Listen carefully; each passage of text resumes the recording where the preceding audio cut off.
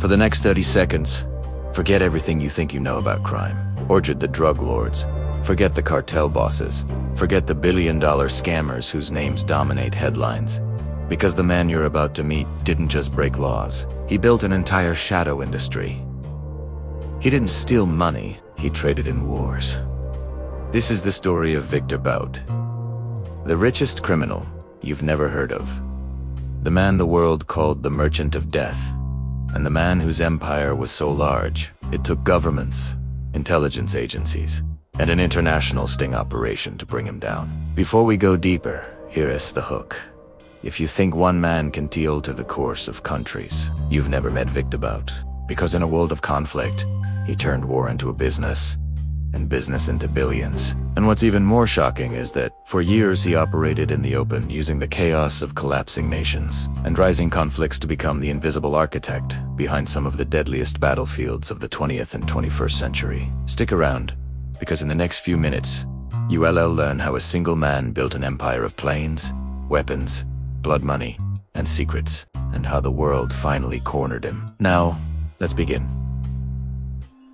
He was a language student, a quiet, calculating interpreter who spoke multiple languages and understood cultures better than most diplomats. Born in 1967 in Dushanbe, deep in the Soviet Union, Viktor Anatolyevich Bout seemed like any other Soviet kid with big dreams and a love for adventure. But history had other plans.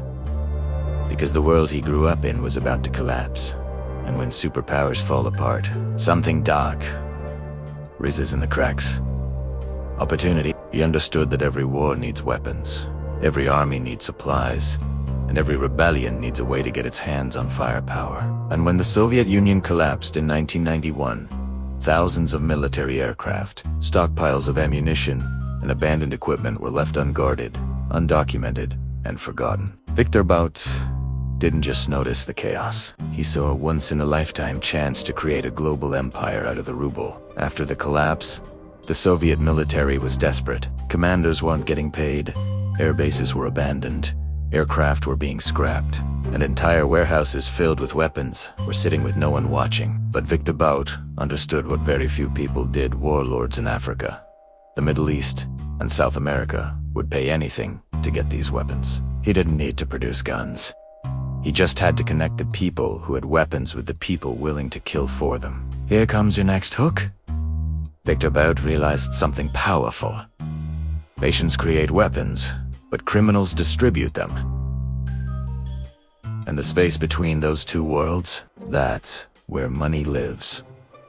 Bout purchased old Soviet cargo planes, the kind that could land on dirt roads, jungle strips, or bombed-out airfields. These planes were flying tanks, massive, unstoppable machines capable of carrying tons of cargo. With those planes, he didn't just enter the transport business. He created the world's most dangerous delivery service. If you had cash, he had wings. If you had conflict, he had cargo. And if you had enemies, he had everything you needed to make them disappear. But the genius wasn't only in the planes. He set up dozens of companies, shell companies, front companies, cargo companies, each one registered in different countries with different names. From Belgium to the United Arab Emirates, from South Africa to Russia. His corporate web became so large that even intelligence agencies struggled to track what belonged to him. 2 more minutes have passed. Time for another hook. Viktor Bout became so successful because he understood one universal truth. Politicians talk about peace, but they secretly prepare for war, and he offered them exactly what they needed while keeping his hands clean. By the mid-1990s, Viktor Bout was no longer a small-time operator. It was takeout supplier for conflicts across Africa. Angola, Liberia, Sierra Leone.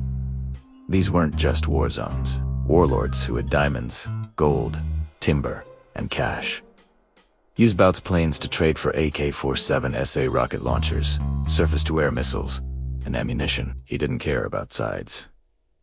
In one African conflict, he allegedly sold weapons to both sides of the same war. Imagine that, a man supplying 2 enemies with the machines they used to kill each other, while he sat thousands of miles away, counting the profits. But here's the hook to keep you locked in. Viktor Bout wasn't hiding. He traveled with confidence. He attended meetings openly. He shook hands with presidents, generals, and business leaders. While the world whispered his name, he walked into airports with a smile on his face, like a man who knew that no one could touch him. His operations grew even more when he expanded to Afghanistan during the rise of the Taliban. Western intelligence alleged that he supplied the Taliban at the same time the US was fighting them. But at the same time, after 9/11s, some reports claimed US contractors, without knowing who owned the planes, hired Viktor Bout's aircraft to transport goods into Iraq. Imagine that level of irony. The world's most wanted arms trafficker being hired, indirectly, by the same nation hunting him. Another hook. Viktor Bout didn't just build a criminal empire. He built something governments secretly relied on, but publicly denied. When governments needed something delivered fast, quietly, and without paperwork, his planes were there. But you might wonder, why didn't anyone stop him earlier? The truth is chilling. Viktor Bout was protected not by guns, but by information. He had seen things, heard things, learned things that made powerful people uncomfortable. He was like a vault holding the secrets of nations, and that made him untouchable for a long time. By the early 2000s, the United Nations accused him of fueling genocides, civil wars, and mass atrocities. But Viktor Bout denied it all, claiming he was just a simple businessman running an airline network. A businessman who somehow kept appearing in the world's deadliest conflicts. A businessman whose clients mysteriously included warlords, dictators, rebels, and drug cartels. Here is your final hook for part 1. If you think Viktor Bout's story is shocking so far, wait until you hear how the US finally trapped him. Using an undercover sting operation so dramatic it felt like a Hollywood script. Because the world's most wanted arms dealer wasn't brought down on a battlefield or by a spy raid. He was taken down by a conversation, and the one sentence he said that sealed his fate. The door of the Bangkok detention center closed behind Viktor Bout with a heavy metallic thud, but the sound didn't shake him. He stood calmly, almost like a man familiar with the rhythm of confinement. For years, he had slipped through borders, sanctions, intelligence agencies, and the laws of half the world. But now, for the first time, Viktor Anatolyevich Bout wasn't walking toward a plane he controlled. He was walking into a cell he didn't. Bout carried the same confidence he showed while negotiating weapons deals in jungle war zones and crumbling Soviet bases. He had always believed something. Every lock has a key, and every key has a price. He was sitting inside the center of an international storm so complex, so politically radioactive, that even the guards watching him had no idea how deep the darkness went. And that brings us to the first hook of part 2. His arrest didn't close the chapter. It opened the real story, one that exposes how governments, corporations, and secret alliances quietly benefit from men like him. Because Viktor Bout wasn't just a criminal. It was a tool, and tools don't go away unless someone orders it. Right after his arrest became public, the United States launched one of the largest legal, diplomatic, and intelligence campaigns ever mounted against a single civilian. For Washington, this wasn't just about catching a criminal. It was a geopolitical trophy. They defended him aggressively, loudly, publicly, and relentlessly. And that's where the world should have asked one simple question. He moved national interests. He moved political leverage. He moved secrets that were never meant to surface. And the only thing more dangerous than a man with that knowledge is that same man behind bars with nothing left to lose. The trial that shook the world, it was the kind of transport you'd give a terrorist, a cartel leader, or a war criminal. But to Viktor Bout, it looked like a familiar kind of theater power showing off its strength. Journalists, intelligence analysts, former agents, diplomats, even people who claimed Bout once saved them or employed them. And through it all, Viktor Bout sat quietly, observing, occasionally smiling like a man listening to a story written by someone else. The prosecution painted him as the merchant of death, a man who fed wars for profit. They accused him of trying to sell missiles capable of blowing American helicopters out of the sky. They said he armed rebels, warlords, and terror groups across the globe. They argued the entire sting was political, engineered to produce a trophy arrest. And here is where things get chilling. Some of the prosecution Strongest evidence didn't come from physical proof, recorded deals, or seized weapons. It came from conversations in hotel rooms, from undercover agents posing as terrorists, from carefully orchestrated setups created to lure Bout into a trap. The deeper you dig, the more one question becomes impossible to ignore. Did the United States truly catch the world's most dangerous arms dealer? Or did they construct the perfect villain? Because they needed one. And if Viktor Bout wasn't the only one running these networks.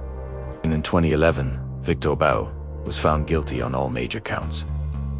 The judge sentenced him to 25 years in federal prison. Observers expected tears, anger, or rage, but Viktor Bout simply nodded. Almost like he already knew this was coming. Because for a man who had navigated some of the darkest corners of global politics, one thing remained clear: once you reach a certain level in the underworld, your fate isn't decided in a courtroom. It's decided in conference rooms, war rooms, and quiet corridors of power where no cameras are allowed. The US sent Viktor Bout to the United States Penitentiary in Marion, Illinois, one of the toughest prisons in America. Inside those concrete walls, the man accused of fueling wars stayed mostly silent. But here's the shocker. Respected intelligence analysts quietly admitted that, while Bout was behind bars, global arms trafficking didn't slow down. In fact, it grew. More conflicts emerged. More weapons surfaced. More networks expanded. Which leads us to the next hook. Because the market didn't collapse after Bout's arrest. While the United States moved on, Russia didn't. Russian media portrayed him as a victim. Russian politicians demanded his return. Russian diplomats raised the issue in meetings and conferences unrelated to crime. Some insiders believed Bout had served Russian intelligence in the 1990s. Others believed he simply knew too much about black market operations involving powerful people. But one thing was undeniable. Moscow wanted him back.